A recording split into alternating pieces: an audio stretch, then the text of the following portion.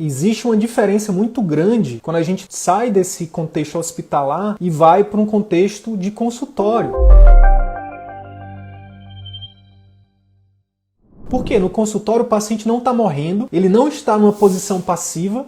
Cada vez mais os pacientes eles querem participar. Tem até um termo de um aluno nosso que ele gosta de usar o termo ele não chama o cliente dele de paciente, ele chama de ativente. Por quê? Porque ele fala que o paciente fora do hospital, na vida real, ele tem que ser ativo. A gente está falando de um cardiologista, esse aluno nosso. Então assim, ele fala, Sidney, para o meu paciente ter resultado, ele precisa ser ativo. Ele precisa ser ativo no processo. Cada vez mais, pessoal, as pessoas querem participar do processo. Para pensar comigo. Se coloca no lugar desse paciente. Vou pegar aqui a Laís. Laís, me diz aí, tu vai separar na tua agenda um dia pra tu ir no médico. Tu tira R$500 do teu bolso. Tu deixa de fazer alguma coisa pra ir lá. Aí tu chega lá e o médico simplesmente faz um monte de perguntas e tudo que você fala é sim ou não, tá bom, sim senhor. Será mesmo que é esse tipo de paciente que você, Laís, vai ser? Que você não vai querer participar, você não vai querer dizer pro médico algo que pra você é importante, por exemplo, doutor, e se a gente fizer dessa forma? Doutor, na verdade, não é bem assim,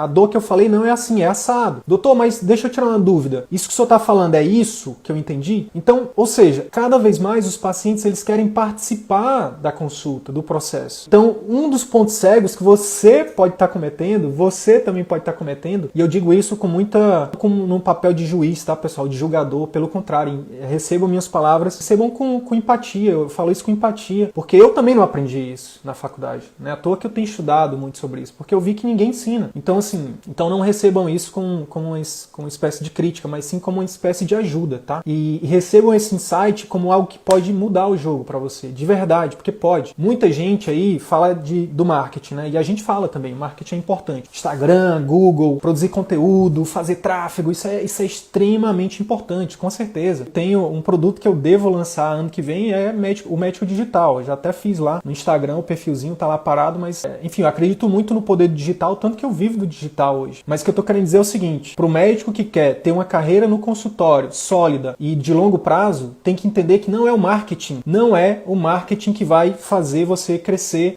a sua carteira de clientes, que vai fazer você crescer seu faturamento, que vai fazer você se tornar a referência. Não é. Ela é uma ferramenta importante, mas mais importante do que isso é você mudar a sua forma de atender o seu paciente. É mudar esse insightzinho que parece besta que eu tô falando, de ver o paciente não só como um ser passivo, mas um ser ativo dentro da consulta, isso muda o jogo. É uma das primeiras regras que a gente fala. Tira o foco de você e coloca o foco no paciente. Quando você faz isso, isso muda o jogo. Por quê? Porque você vai ficar mais atento porque ele fala, você vai dar mais valor, para uma dúvida dele, você vai ouvir melhor, vai fazer um diagnóstico mais assertivo, você vai conseguir resolver de fato o que está preocupando ele. Então isso muda o jogo, tá? Então é importante a gente entender o seguinte, cara, o tipo de consulta que eu faço hoje, faz essa pergunta pra você, não precisa nem me responder não, no chat, nem no lugar não. Só para pensar e faz essa pergunta pra você mesmo. A consulta que eu faço hoje é uma consulta voltada para um paciente, para uma pessoa que está numa situação passiva ou ativa? Eu faço a mesma consulta que eu atendo, que eu aprendi a fazer na faculdade, na residência, ou eu já mudei o meu estilo de consulta para um paciente de consultório? Isso é extremamente importante. Ter essa clareza é extremamente importante.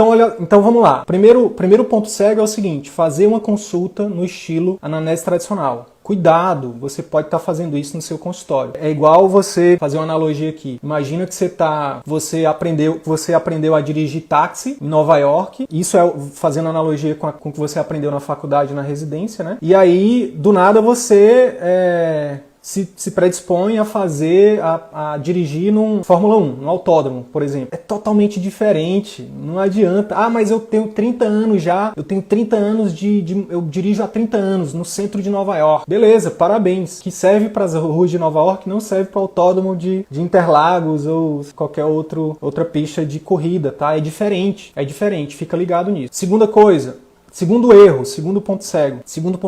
Focar apenas no diagnóstico e no tratamento. Como assim, Sidney? Como assim? É nossa obrigação fazer diagnóstico e tratamento. Beleza, é nossa obrigação como médico fazer diagnóstico e tratamento. Mas o que talvez nunca ninguém te disse é que não são os dois únicos objetivos de uma consulta, tá? Talvez você saiba, talvez não, mas existe um outro, talvez até mais importante, que serve como pré-requisito para você fazer um diagnóstico e seu tratamento ter sucesso, que é o que a gente chama de quê? Aliança terapêutica. terapêutica. Por que que isso é um ponto cego, Sidney? Porque é o seguinte, pessoal, uma das premissas, né, do que a gente ensina aqui é que pessoas se conectam com pessoas. As pessoas, quando elas buscam um médico, é óbvio que elas querem saber, muitas das vezes, o que que elas têm e elas querem sair de lá com um tratamento, com uma ideia de tratamento, ou sair às vezes já com uma receita e tudo mais. Isso é fundamental. Só que, o que acontece? Elas também, né, antes disso, elas querem alguém que crie um relacionamento com ela. Elas querem alguém que escute, elas querem alguém que se importe, resumindo. Então, quando você só foca no diagnóstico e no tratamento, você é um médico robô. Você fica fazendo perguntas direcionadas. Você interrompe o paciente muito rápido. Então, ele chega lá e fala assim, doutor, tô com a dor. Aí você já vira e fala assim, essa dor vai pra onde? Começou quando? Piora com o quê? E aí, com isso, você quebra coisa que é muito importante no início de uma consulta, que chama conexão. Conexão, inclusive, emocional, tá? As pessoas,